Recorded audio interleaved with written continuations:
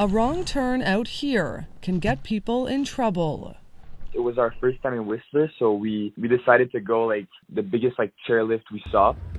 Unbeknownst to them, they dropped into dangerous, high-risk avalanche terrain. We saw a sign.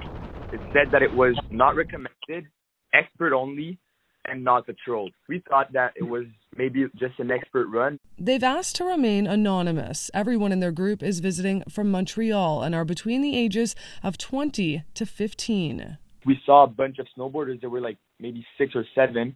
They went at the same time as us.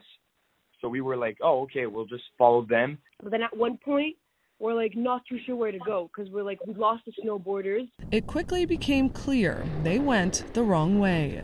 We continued for about an hour or maybe 2 in the wrong direction. So we had to hike up, and that's the moment when we realized we were really, really far away.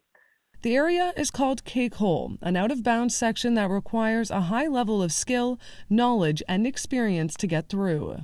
Sort of starts off with fairly open, mellow terrain, and then quickly goes into steep gullies, cliff areas, and kind of tight, gladed areas. Another skier also got lost and followed their tracks. It was this whiteout, so we couldn't see a thing. We realized, we're lost. We don't know where to go.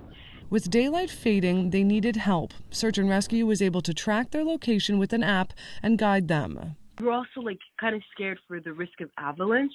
We didn't know there was a high risk. Poor visibility grounded helicopters from aiding in the search, and no rescue member would enter the dangerous out-of-bounds terrain. We would have never went if it was clear to us that we would get lost. Forced to make a difficult decision, spend the night on the freezing mountain, or hike back up.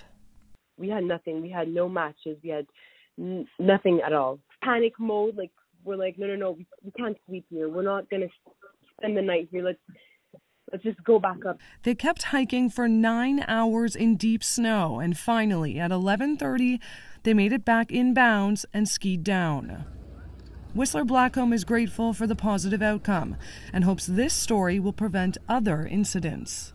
That just because there are other people's tracks heading that way doesn't always make it a good idea. Call as early as you can if you realize that you're in trouble, and always be prepared. Now back on solid ground, the group says the experience has changed them.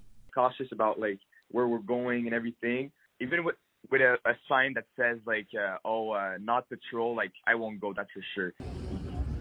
Alana Kelly, Glacier Media.